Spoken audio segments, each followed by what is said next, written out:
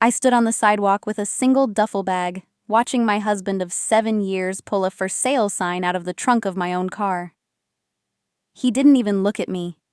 He just adjusted his tie and smiled at the blonde woman waiting for him on our porch, the porch my father built. "Don't worry, Elena," he called out, his voice dripping with a fake, oily pity. "I left you your grandfather's old junk box in the garage. Consider it a parting gift." I didn't cry. Not yet. I just looked at the wedding ring-shaped tan line on my finger and realized that everything I had built, my career, my savings, my home, had been legally bled dry by the man I promised to love forever. Mark hadn't just broken my heart. He had erased my existence. But Mark made one fatal mistake. He thought my grandfather, a man who spent 60 years as a silent janitor for the city's most powerful elite, died a penniless old man. He didn't know that in our family, the real power isn't in the bank account. It's in the secrets you keep. My life used to be the definition of safe. I was a corporate compliance officer. Ironic, I know. And Mark was a rising star in real estate development. We met at a charity gala, and he swept me off my feet with the kind of calculated precision I should have recognized as a red flag. For years, I poured every cent of my salary into our future. I paid off his student loans. I put the down payment on our $1.2 million Victorian home. I even signed a post-nuptial agreement when he started his own firm, believing his lie that it was just to protect me from business liability. The betrayal didn't happen overnight. It was a slow erosion. A late-night meeting that turned into a weekend conference. A sudden change in his phone passcode. And then, the day the world collapsed. I came home early to find him in our bed with his head of marketing, Sarah. "It's over, Elena," he told me, not with shame but with a terrifying coldness. "The house is in the company's name. The company is in my name. The savings were reinvested. You have 30 days.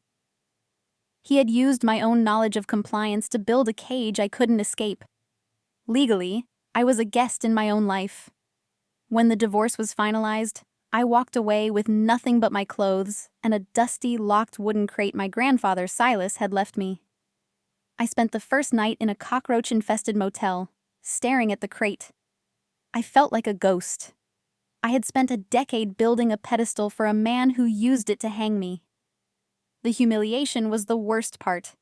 Seeing their "just engaged" post on Instagram 3 days after the papers were signed. Seeing him driving my Lexus. Knowing that every person we knew thought I was the unstable one because of the rumors he'd spread to protect his reputation. I reached for a hammer and smashed the lock on my grandfather's crate. I expected old photos or maybe some war medals. Instead, I found dozens of small, black, leather-bound ledgers.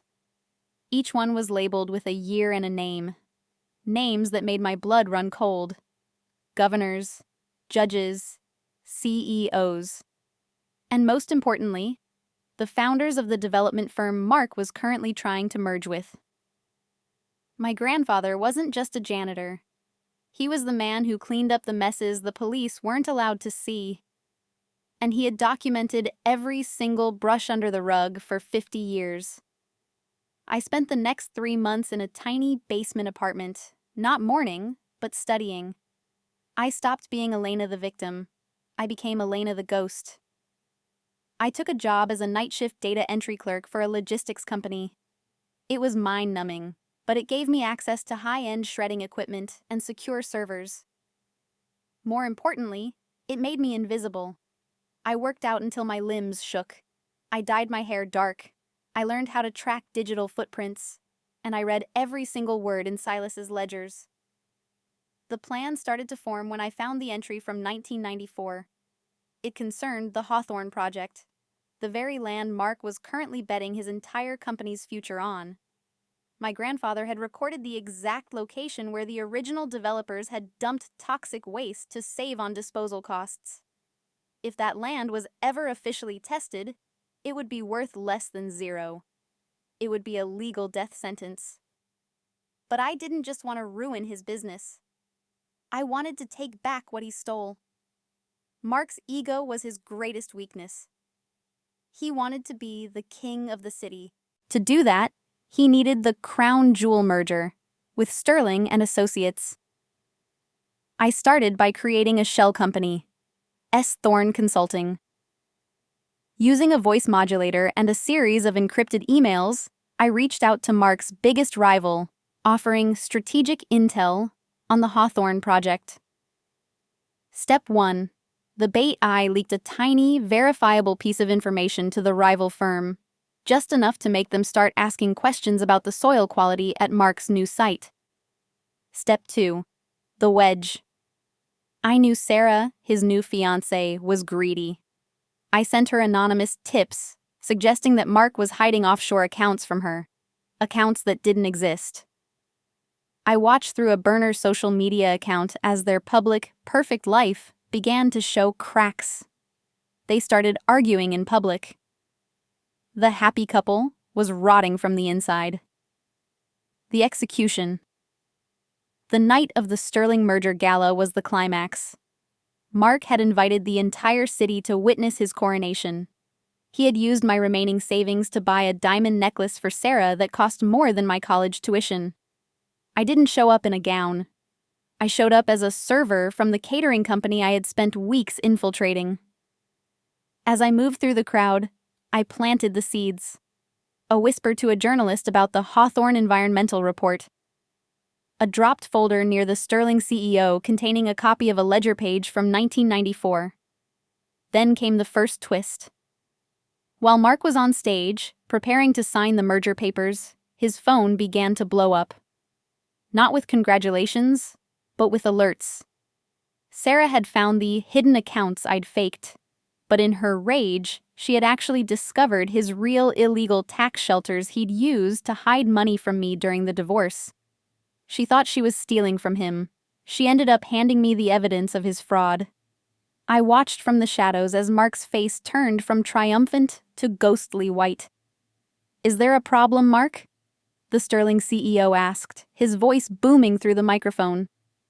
"Just a technical glitch," Mark stammered. That's when I stepped forward. I wasn't in a server's uniform anymore. I had slipped into the bathroom and changed into a red dress, the one he always told me I looked too desperate in. I walked right up to the stage. The room went silent. "It's not a glitch, Mark," I said, my voice steady for the first time in a year. "It's a discovery. I believe the board would be interested in the 1994 soil samples, and the IRS would be very interested in the Sarah fund you've been maintaining." The second twist, Mark laughed, a desperate, jagged sound. "You have nothing, Elena.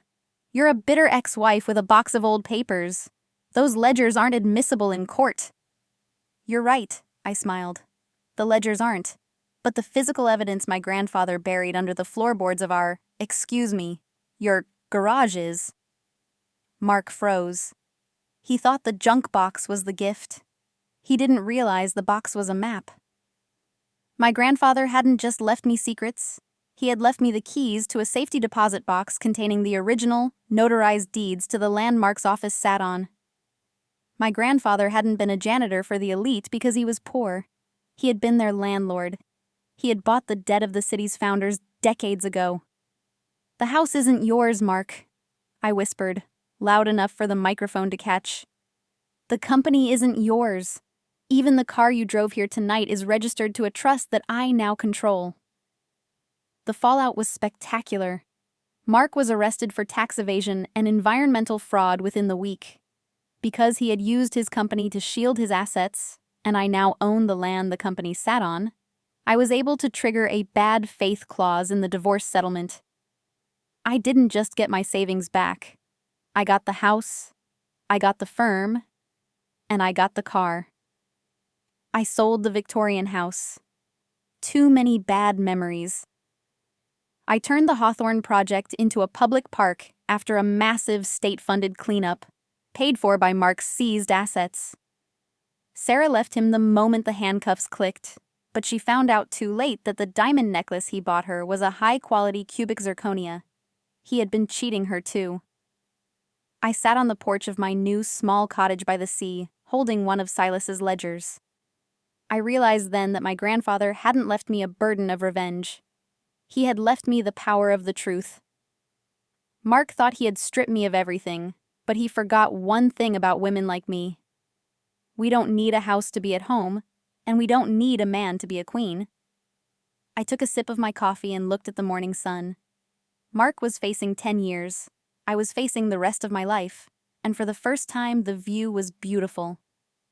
He thought he took my future, but he forgot that I was raised by the man who knew where all the bodies were buried.